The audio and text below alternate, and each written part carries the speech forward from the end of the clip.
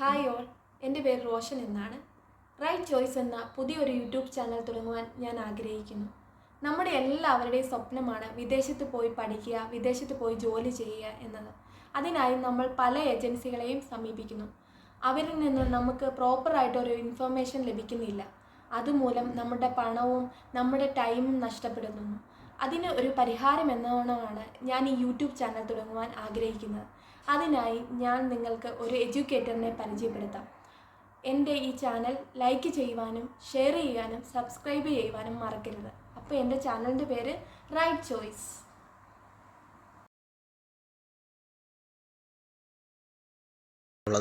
അപ്പോൾ ഇന്നത്തെ ഫസ്റ്റ് എപ്പിസോഡിൽ നമ്മൾ ഉൾപ്പെടുത്താനായിട്ട് ആഗ്രഹിക്കുന്നത് ഓസ്ട്രേലിയൻ സ്റ്റുഡൻറ്റ് വിസയിൽ കുറച്ച് ചേഞ്ചസ് ഈ ഒരു മാർച്ച് 23 മുതൽ വന്നിട്ടുണ്ട്. അപ്പോൾ ആ ഒരു ചേഞ്ചസിനെ കുറിച്ചൊന്ന് സംസാരിക്കാനായിട്ടാണ് ഇപ്പോൾ ഈ ഒരു വീഡിയോ ആയിട്ട് വരുന്നത്. അതിലാദ്യം ഉണ്ടായിരിക്കുന്ന ചേഞ്ചസ് എന്ന് പറയുന്നത് ഇംഗ്ലീഷ് ലാംഗ്വേജ് റിക്വയർമെൻറ്റ്സ്, അതായത് IELTS റിക്വയർമെൻറ്റ്സ് അല്ലെങ്കിൽ PT റിക്വയർമെൻറ്റ്സിലൊക്കെ അവർ ചേഞ്ചസ് കൊണ്ടുവന്നിട്ടുണ്ട്. സ്റ്റുഡൻറ്റ് വിസയ്ക്ക് 6 സ്കോർ വേണ്ടിയിരുന്നത് ഇപ്പോൾ 6.5 ആയിട്ട് അവർ ഒരു ചേഞ്ച് കൊണ്ടുവന്നിട്ടുണ്ട്. അതായത് 6 സ്കോർ വേണ്ടിയിരുന്നത് 6.5 ആയിട്ട് ഉയർത്തിയിട്ടുണ്ട്.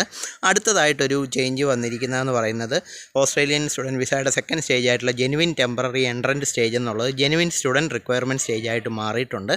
ഈ സ്റ്റേജിൽ ഇങ്ങനെ ഈ ഒരു മാറ്റം വരുമ്പോൾ നമുക്ക് വിസയുടെ ടൈമിൽ നമ്മളോട് കുറച്ച് ക്വസ്റ്റ്യൻസ് അവർ ചോദിക്കുന്നുണ്ട്. അതായത് എന്തുകൊണ്ടാണ് നിങ്ങൾ ഈ യൂണിവേഴ്സിറ്റി സെലക്ട് ചെയ്തത്, ഈ പർട്ടിക്കുലർ കോഴ്സ് എന്തുകൊണ്ടാണ് സെലക്ട് ചെയ്തത്, ഈ കോഴ്സ് കഴിഞ്ഞ് കഴിഞ്ഞാൽ നിങ്ങളുടെ നാട്ടിൽ നിങ്ങൾക്ക് കിട്ടാനായിട്ടുള്ള ജോലി കിട്ടാനായിട്ടുള്ള സാധ്യത, ഈ ജോലിയിൽ നിന്ന് നിങ്ങൾക്കുണ്ടാകുന്ന വരുമാനം, അല്ലെങ്കിൽ ഈ ജോലി കൊണ്ട് നിങ്ങളുടെ ഫ്യൂച്ചറിൽ ഉണ്ടാകുന്ന ചേഞ്ചസ് എന്തൊക്കെയാണ്, ഇതൊക്കെ ആയിരിക്കും നമുക്ക് അവിടെ ഫേസ് ചെയ്യേണ്ട ക്വസ്റ്റ്യൻസ്, ഈ ജെനുവിൻ സ്റ്റുഡൻറ്റ് റിക്വയർമെൻറ്റിൽ ഉണ്ടാകുന്ന ക്വസ്റ്റ്യൻസ് വരുന്നത്.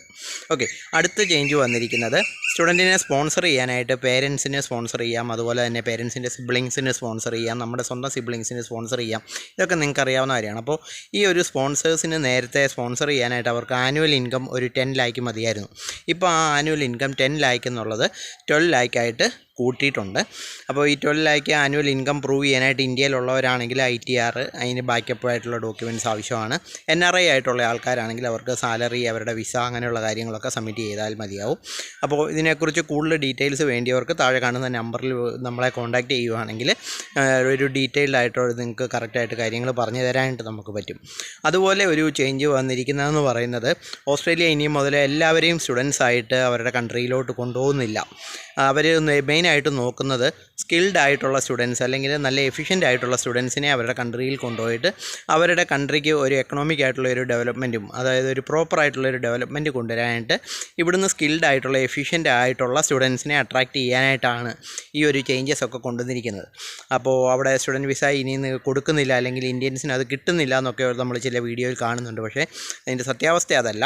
നല്ല സ്റ്റുഡൻസിനെ, നല്ല പൊട്ടൻഷ്യലുള്ള സ്റ്റുഡൻസിനെ അവരെപ്പോഴും അട്രാക്റ്റ് ചെയ്യുന്നുണ്ട്. അതുപോലെ വിസ സബ്മിറ്റ് ചെയ്യുമ്പോഴും ഒക്കെ വളരെയധികം ശ്രദ്ധിക്കേണ്ട കാര്യങ്ങളുണ്ട്. അപ്പോൾ നിങ്ങൾക്ക് കൂടുതലായിട്ട് എന്തെങ്കിലും ഓസ്ട്രേലിയൻ സ്റ്റഡിയെപ്പറ്റി എന്തെങ്കിലും നിങ്ങൾക്ക് ഇൻഫർമേഷൻസ് ആവശ്യമുണ്ടെങ്കിൽ താഴെ കാണുന്ന നമ്പറിൽ നിങ്ങൾക്ക് നമ്മളെ കോൺടാക്റ്റ് ചെയ്യാം. നിങ്ങൾക്ക് വേണ്ടിയ ഡീറ്റെയിൽസ് നമ്മൾ പറഞ്ഞു തരുന്നതായിരിക്കും.